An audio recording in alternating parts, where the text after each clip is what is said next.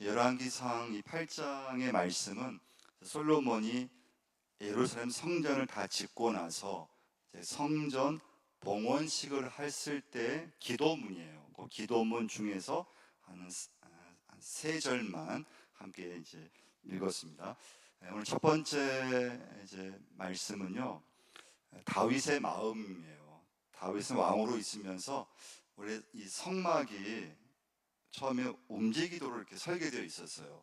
근데 그 다윗이 자기는 너무나 좋은 왕궁에서 지내고 있는데 하나님의 언약궤가 들어있는 이 성막은 이렇게 자꾸 이렇게 좀 움직이고 이동되는 그런 성막이고, 그리고 좀 이렇게 왕궁에 비해서 너무 하나님의 법궤가 초라하게 있는 것처럼 보였어요. 그래서 다윗은 그의 마음속에 예루살렘 이제 성전을 좀 짓고 싶은 건물, 왕궁처럼 그런 건물이 있는 그런 성전을 짓고 싶은 마음이 들었던 거예요.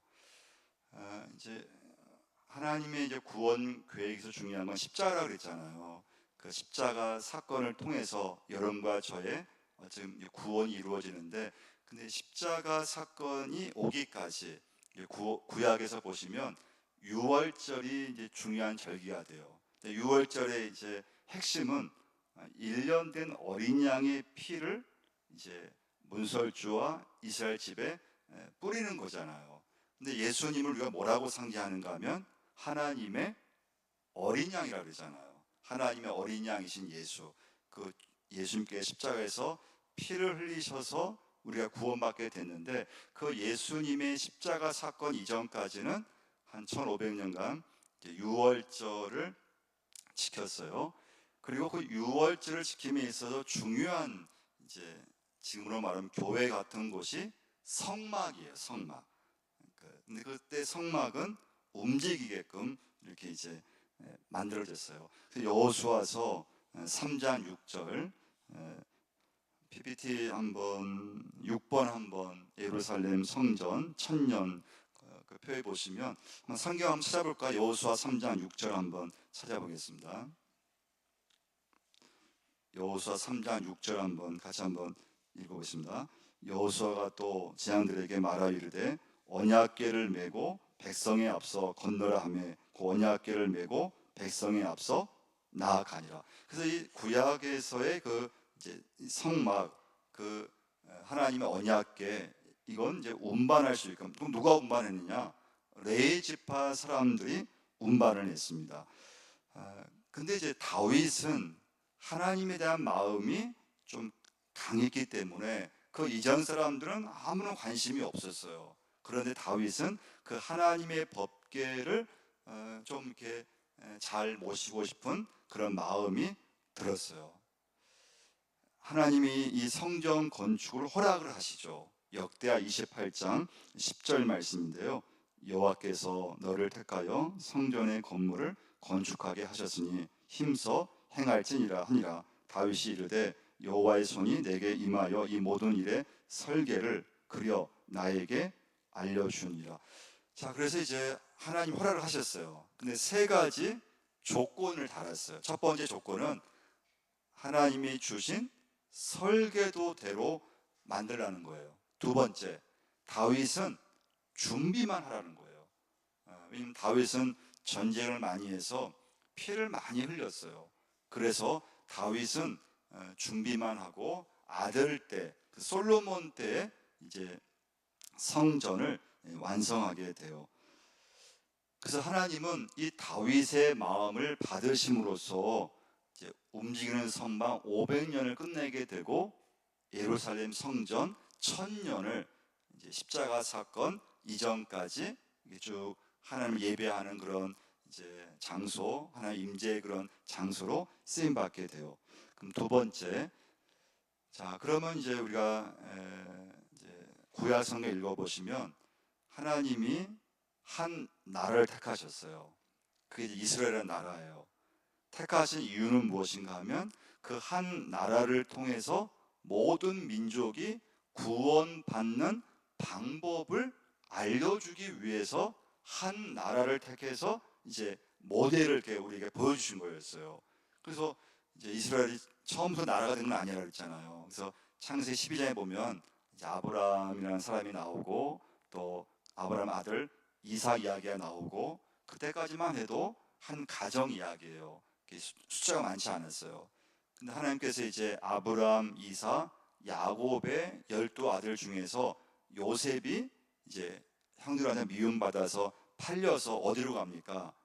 애굽으로 가게 되죠. 그게 계기가 되어서 야곱 가족 한 70명이 요셉이 있는 애굽에 가서 한 430년간 살게 돼요. 그 430년간 살면서 이제는 처음에는 한 조그만 한 그냥 가정 그런 숫자에 불과했지만 나라가 될 만큼 숫자가 많아졌어요. 그때 하나님이 누굴 부르시죠? 모세를 세우셔서 출애굽을 하게 하시는 거예요. 그 출애굽을 해서 이제 시내산에 1년간 머무를 때 이 이스라엘 나라는 세상 나라와는 다른 나라인데 어떤 나라인가 하면 제사장 나라예요. 그래서 하나님의 자녀로서 하나님의 나라로서 하나님의 백성들이 이 땅에서 어떻게 살아야 되는가를 이제 한 모델로 보여준 거예요. 그래서 이제 그때 주신 말씀이 십계명 말씀과 율법을 주었고 성막을 만들라고 하신 거예요. 그럼 두 번째 메시지는요, 이 성막에서는 성소와 지성소로 구분되어 있었어요. 자, 그 성막이 다윗의 마음을 통해서 솔로몬 때 뭘 만들었다 그랬어요? 예루살렘 성전, 지금과 같은 건물을 지었다 그랬잖아요. 자, 그러면 성막과 이 성전의 차이는 뭐냐? 일단 성막은 조그매요. 움직일 수 있게끔, 이동할 수 있게끔 만들었어요. 자, 근데 성전은 건물이에요. 고정된 건물이에요. 자, 성막과 지성소, 성막과 성전 모두 지성소, 성소, 이건 들어보셨죠? 자, 그런데 하나님은 예루살렘 성전에는 하나의 장소를 추가시키셨어요. 그게 뭔가 하면 이방인의 뜰이라는 장소예요. 따라해 볼까요? 이방인의 뜰. 이방인의 뜰을 추가하셨어요. 자, 왜 그랬느냐? 성막을 주실 때 이스라엘 백성들은 다른 나라를 신경 쓸 그런 여력이 없었어요. 내 나라도 지금 어렵게 하나님을 예배하는 그런 이제 나라로서 이제 세워지는 단계였기 때문에 다른 나라에 신경 쓸 그런 힘이 없었어요. 근데 이제 좀 시간이 지나서 예루살렘 성전을 지을 때는 하나님께서 성막에 없었던 이방인의 뜰을 만들게 하심으로써 하나님의 모든 관심은 모든 백성들, 하나님의 모든 관심은 이 나라, 이 세계의 모든 전체 영혼들에게 하나님은 관심이 있음을 보여주는 말씀이에요. 그 이방인의 뜰이에요. 그래서 이방인이라 하더라도 이방인의 뜰에 와서 기도할 수 있었어요. 그래서 예루살렘 성전은 누구든지 하나님을 믿지 않아도 누구든지 그 성전에 와서 이방인 뜰에 와서 기도할 수 있었어요. 그 PPT 8번 한번 솔로몬의 성전 한번 띄워줘 보실래요? 여기 보시면 이제 성막은 지성소와 성소, 그 휘장이 있는 거고요.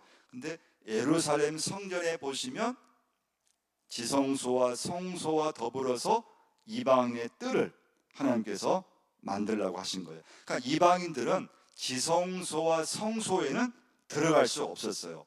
그 대신 이방인의 뜰에서 기도할 수 있었고 예배할 수 있었어요. 언제까지요? 예수님의 십자가 사건 이전까지 이 성전에서 하나님을 예배했어요. 그 예배의 방법은 레위기서 말씀해 보시면 5가지 이제 제사가 나오고 이제 절기가 나오죠. 자, 이 성전을 다 짓고 나서 솔로몬이 너무 기쁘고 감사하잖아요. 그래서 기도를 한 거예요. 그게 오늘 본문의 말씀 열왕기상 8장의 말씀이에요. 다시 한번 우리 열왕기상 8장 41절 한번 펴보세요. 여기 보시면 이방인의 뜰에 대한 기도를 하고 있어요. 41절 다시 한번 읽어보겠습니다. 또 주의 백성 이스라엘에 속하지 아니한 자 곧 주의 이름을 위하여 먼 지방에서 온 이방인이라도 42절 그들이 주의 크신 이름과 주의 능한 손과 주의 펴신 팔의 소문을 듣고 와서 이 성전을 향하여 기도하거든 주는 계신 곳 하늘에서 들으시고 이방인이 주께 부르짖는 대로 이루사 땅의 만민이 주의 이름을 알고 주의 백성 이스라엘처럼 경외하게 하시오며 또 내가 건축한 이 성전을 주의 이름으로 일컫는 줄을 알게 하옵소서. 할렐루야. 그래서 솔로몬이 기도의 그 내용 중에 이스라엘이 감당해야 될 중요한 사명이 뭐냐? 그것은 제사장 나라의 사명이 있다고 하는 거예요.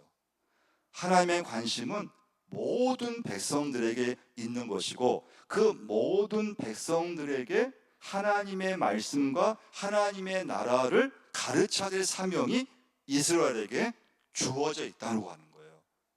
그러니까 이걸 이제 우리로 적용하면은 우리 교회는 누구나 우리 교회 올 수 있어요. 누구나 뭐 교회 건물을 누구든지 사용할 수 있어요. 근데 이게 참 쉽지는 않죠.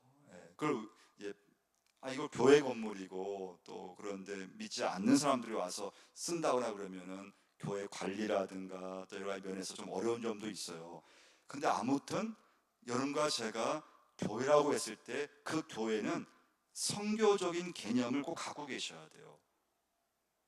물론 교인들이 애써서 헌금을 해서 세운 교회고 건물이고 인데 그러나 그렇지만 이 지역에 사는 사람들이 우리 교회 건물을 이용할 수 있다고 하는 것은 굉장히 귀한 거예요. 근데 중요한 건 건물을 이용만 하는 걸로 끝나면 안 되고 여러분과 저는 그 예수 믿지 않는 분들과의 관계를 통해서 하나님의 나라를 우리는 완성해야 될 그런 사명이 여러분과 저에게 있음을 꼭 믿으시기를 바랍니다. 꼭 믿으셔야 돼요. 자, 근데 이제 문제가 생겼죠. 이방인의 뜰이 하나님이 원래는 참 이렇게 좋은 의도로 만들었어요. 근데 이게 시간이 지나면서 변질되기 시작해요. 여러분 신약 성경 예수님께서 십자가시 전에 한번 성전에 오셔서 그 성전을 한번 막 뒤엎어버린 그런 사건을 기억하고 계세요?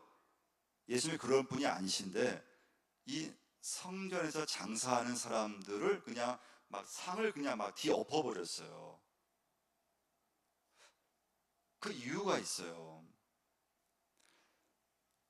하나님은 모든 백성, 모든 영혼에 관심을 갖고 계시다고 했잖아요. 그런데 이스라엘과 한 나라를 택해서 모든 백성을 구원시키고 하는 것이 하나님의 비전이고 뜻이고 여러분과 저에게 주어진 이 시대의 중요한 사명이에요. 그래서 이방인의 뜰을 하나님이 만들어 주셨는데 근데 그 이방인의 뜰이 이제 변질되기 시작했다 그랬잖아요.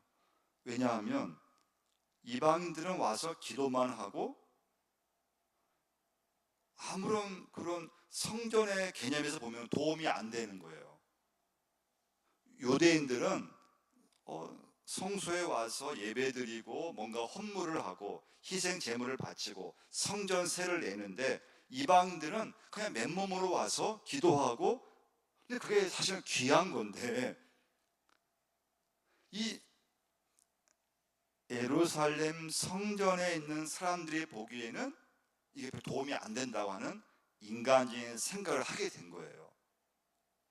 그러면서 구약에서는 예배를 드리려면 희생 제물을 항상 준비해야 돼요.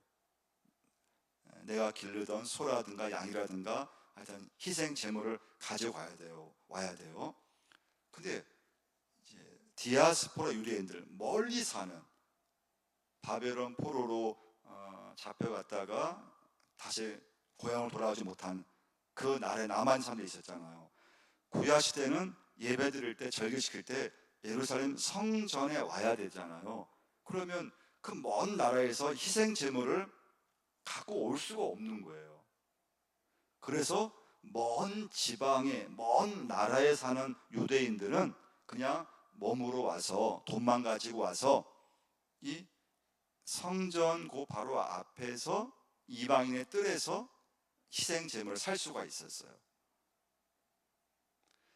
그러니까 이 제사장들이 좀 돈에 좀 욕심이 생기니까 그냥 비싸게 희생 제물을 팔기도 하고 또 이방의 뜰을 이제 그렇게 이제 그런 장소로 만들어 버린 거예요.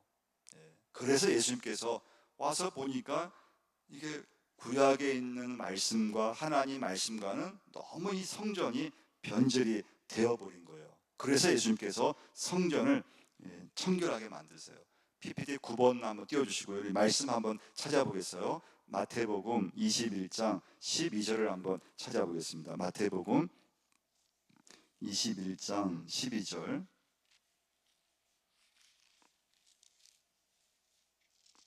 12절과 13절을 한번 보시면요. 마태복음 21장 12절 13절 이렇게 했습니다.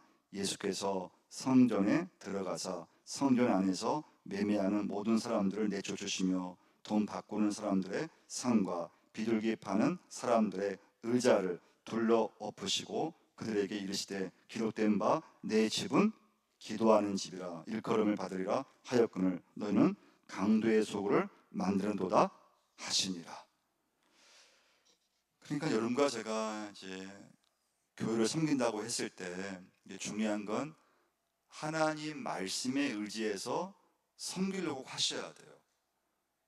그래서 제가 이렇게 지난번 이렇게 한 40일 안식년 보내면서 제가 좀 놓쳤던 것 중에 하나가 좀 말씀 공부 또 교리 공부 교인들한테 정확한 하나님 말씀 왜 십자가 사건이 진행이 되고 십자가 사건까지의 그 구약의 그런 말씀이 어떻게 연결이 되는가 이걸 정확히 알아야지만 또 말씀에 의지해야지만 그 말씀 속에서 여러분과 제가 어떤 신앙생활과 또 가정생활과 사회생활이 이게 돼야 되는데 그렇지 않으면 우리가 그냥 말씀에 의지하기보다도 그냥 내가 어떤 그런 내 생각이 좀 앞설 때가 많고 그냥 내가 어떤 경험했던 그런 교회 경험을 가지고 우리가 이렇게 좀 교회 봉사할 때도 많고요. 그래서 여러분과 제가 어떤 신앙생활은 말씀의 중심을 꼭 이제 가지셔야 돼요.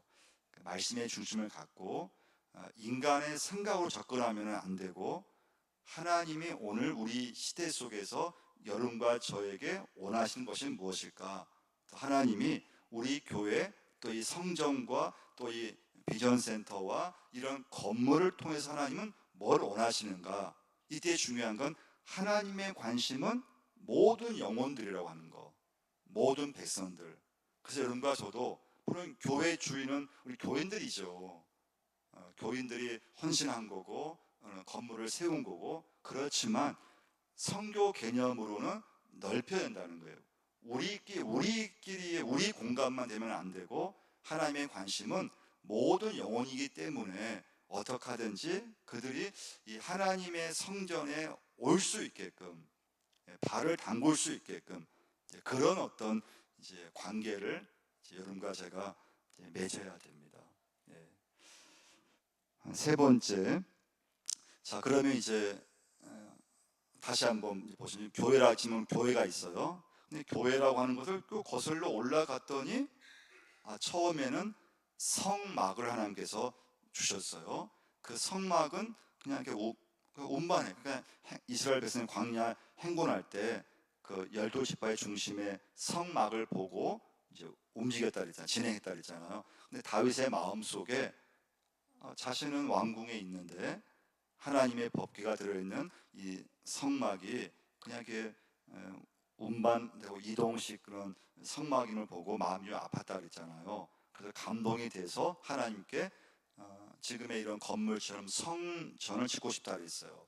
하나님 허락해 주셨고 그래서 솔로몬 때 예루살렘 성전을 짓게 돼요. 그래서 성막으로 하나님 예배했던 게 한 500년, 예루살렘 성전을 통해서 예배드렸던 한 기간이 한 1000년, 그게 이제 십자가 사건까지 그렇게 쭉 진행져 왔다고 하는 것을 여러분 이제 기억하셔야 돼요. 그 말씀이 출애굽기 말씀이고 레위기, 민수기 이 말씀이 돼요. 그런데 예수님께서 살아계실 때 그 성전을 오셔서 그냥 한번 뒤엎은 사건이 있는데, 그 이유는 이 이방의 뜰, 이 귀한 곳이 변질돼서, 그 성전의 참 중요한 참 거룩한 장소인데 그 사람들이 엉뚱하게 어떤 물질의 욕심을 내서 그걸 변질시켰을 때 이제 예수님께서 그 성전을 그냥 좀 이제 뒤엎어 버리셨어요. 그러면서 이 집은, 내 집은 기도하는 집이라 이렇게 선포를 하시게 돼요. 자, 세 번째. 자, 그러면 이제 성막과 성전, 똑같은 이제 장소는 지성소와 성소예요. 자, 그런데 성전에는 이방의 뜰이 추가됐다 그랬잖아요. 자, 그러면 지성소는 어떤 곳인가 하면요, 지성소는 아무나 못 들어갔어요. 지성소는 대제사장이 1년에 한 번 들어갔던 곳이에요.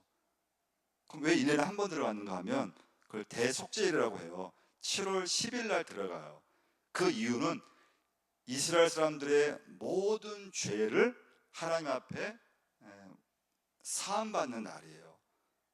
이스라엘 백성들이 그냥 모르고도 또 그냥 지은 죄도 있고 또 생각 안 나는 죄도 있고, 여러분 저 그렇잖아요. 그냥 내 딴에는 잘 믿는다고 생각하고 내 딴에는 잘한다고 생각하지만 하나님 보시기에는 내 삶을 통해서 나도 모르게 지은 죄도 있고 또 알면서도 지은 죄도 있는데, 하나님께 다 고백하지 못한 이스라엘 백성들의 모든 죄를 대제사장이 혼자서 하나님 앞에 들어가서 죄 용서를 받는 그곳이 지성소예요.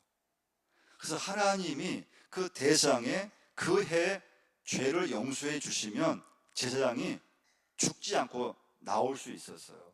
근데 하나님께서 그 대제사장의 그 죄를, 그 회개를 받지 않으시면 대제사장은 그 자리에서 즉사를 했어요. 죽었어요. 그러니까 대제사장은 얼마나 그 들어갈 때 얼마나 이렇게 어깨가 무겁게, 짐이 얼마나 무겁겠어요. 아, 내가 마지막일 수 있다고 하는 거, 내가 지성에 들어가는데 하나님께서 죄를 용서해 주지 않으시면은 내가 그 자리에 내가 심판받을 수 있다고 하는 걸, 그런 두려움을 가지고 대제사장은 지성소에 들어가게 됐습니다.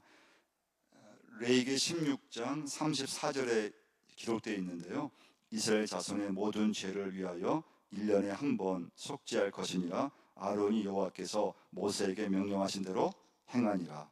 그래서 하나님은 그 해에 대제사장을 통해서 이스라엘 백성의 죄를 사해 주시지 않으면 대제사장은 지성소에서 죽어 나왔다고 하는 것입니다. 자, 그런데 이런 모든 이제 유월절 그런 개념이라든가 성막 개념이라든가 또 제사장 그런 개념이라든가 대제사장 그런 제도라든가, 이것이 예수님의 십자가 사건에서 주님께서 다 이루었다 말씀하실 때 이 구약의 모든 제도는 끝이 난다고 하는 거예요. 할렐루야. 그래서 여러분과 저는 주님의 십자가를 의지해서 예배할 수 있고, 주님이 희생제물이 되시기 때문에 예수의 피를 우리는 붙잡고 예배하게 되고, 지금 우리가 용상제일 제단을 통해서 이 지역을 하는 나라로 만들어가는 그런 사명을 여러분과 제가 감당하고 있는 줄 믿으시기를 바랍니다. 그래서 이제 성경 말씀이 다 중요하지만 십자가 그 사건 그 순간 주님께서 다 이루었다 말씀하실 때 성전 휘장이 찢어졌다고 하는 거, 마태복음 5장 PPT 10번 한번 띄워주시고요, 17절 말씀인데요, 내가 율법이나 선지자를 폐하러 온 줄로 생각하지 말라. 폐하러 온 것이 아니요 완전하게 하려 함이라. 예수님은 십자가 사건을 한 번에 이 모든 구약의 말씀을 예수님께서 다 이루셨다고 하는 거. 그래서 예수님 신약 시대 이후에 이제 믿음의 사람들은 예수의 이름을 통해서 교회에서 예배하게 되는 걸 보게 됩니다. 그래서 그 역사를 여러분과 제가 잘 이렇게 좀 연결시켜야 됩니다. 성막, 예루살렘 성전, 그리고 십자가, 교회. 다음 주는 교회에 대한 말씀을 좀 볼 거예요. 그리고 그 성전의 시작은 다윗의 마음, 다윗의 믿음에서 시작됐고, 완성은 솔로몬 때. 근데 추가된 것이 뭐라고요? 지성소와 성소 외 이방의 뜰을 추가함으로 하나님 관심은 모든 백성에게 있다고 하는 거예요. 그러니까 여러분과 저도 교회도 물론 첫 우리의 관심은 교인이죠. 우리 교회 교인이죠. 내 구요 식구, 내 부서죠. 또 우리의 관심은 예수 믿지 않지만은 함께 살고 있는 우리 안동 시민. 또 우리의 관심은 우리나라가 아닐지라도 다른 나라이라 하더라도 하나님께서 이 땅에 살게 하시는 여러 나라 백성들, 하나님께서 여러분과 저로 하여금 어떻게든 관계를 맺게 하시는 거죠. 물론 이게 참 쉽지는 않아요.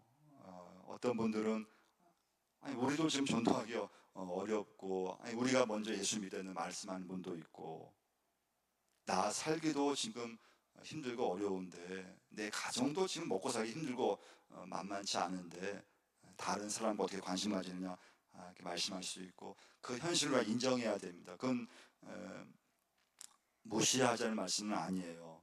그 현실을 우리가 인정하고, 하지만 내가 할 수 있는, 하나님께서 내게 허락한, 그러면 친척들일 수도 있죠. 친척들, 또 내 가족들, 또 내가 감당해야 될 몫이 있다고 하는 겁니다. 여러분과 제가 감당해야 될 사명이 있는데, 이때 중요한 건 믿지 않는 친척이라 하더라도, 믿지 않는 이웃이라 하더라도 여러분과 저에게 하나님께서 그 영혼들에게, 하나님은 모든 사람들에게 하나님은 관심을 갖고 계심을 오늘 그 예배를 통해서 꼭 기억할 수 있기를 바랍니다.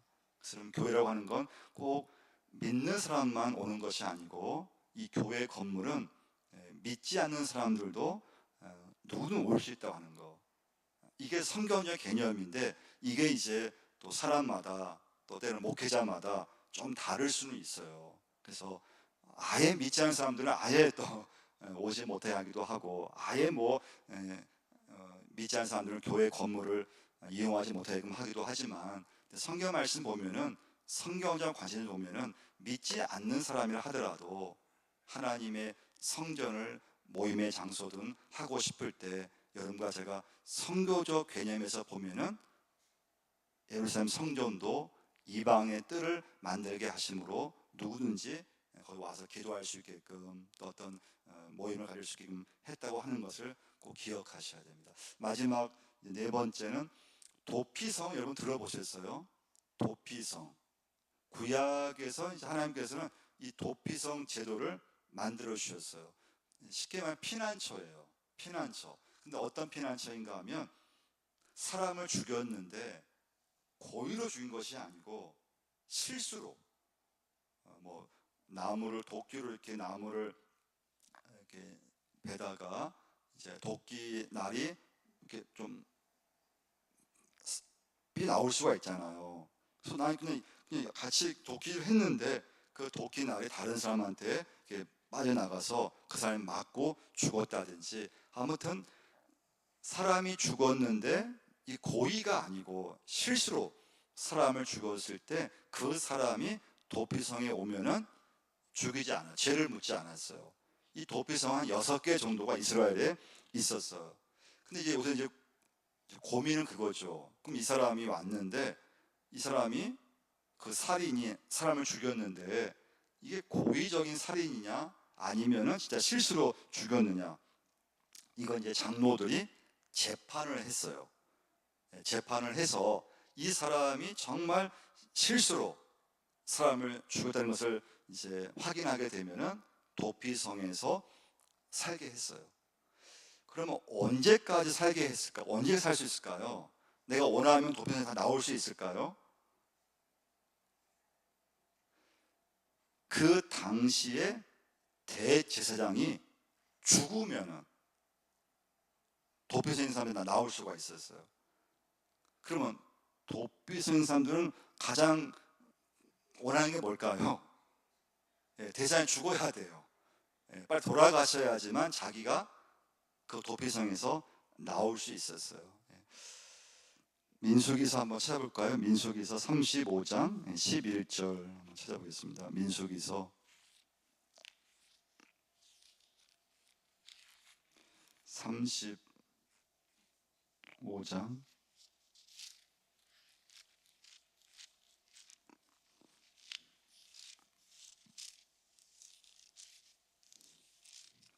11절 읽어보겠습니다. 너희를 위하여 성읍을 도피성으로 정하여 부지 중에 살인한 자가 그리로 피하게 하라. 28절로 한번 가서요. 28절 한번 읽어보겠습니다. 이는 살인자가 대상이 죽기까지 그 도피성에 머물러야 할 것임이라. 대상이 죽은 후에는 그 살인자가 자기 소유의 땅으로 돌아갈 수 있느니라. 그러니까 도피성에 들어온 사람이 다시 이전 삶으로 돌아갈 수 있는 것은 대상이 죽어야 돼요.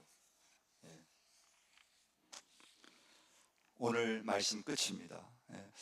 가장 기도할 제목인데요. 여러분과 제가 교회라고 하는 곳이 참 중요한 것은 믿음의 역사가 일어나는 곳이라는 거예요. 참 주변에 보시면 참 다양한 사람들이 있잖아요.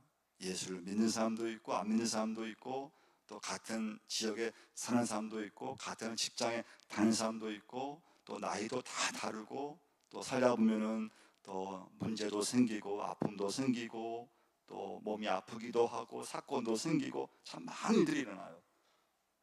여러분과 저의 인생이 하여튼 중심이 하나님의 교회 속에 내 인생이 있다는 것을 꼭 기억할 수 있기를 바랍니다. 그 주님의 성전 교회에서 여러분과 제가 하나님과 함께 살아가는 거. 할렐루야. 그래서 같이 한번 기도하실 때 하나님, 내 인생이 이 교회를 통해서 하나님과 함께하는 믿음의 삶이 되게 해달라고 한번 같이 한번 기도하시고요.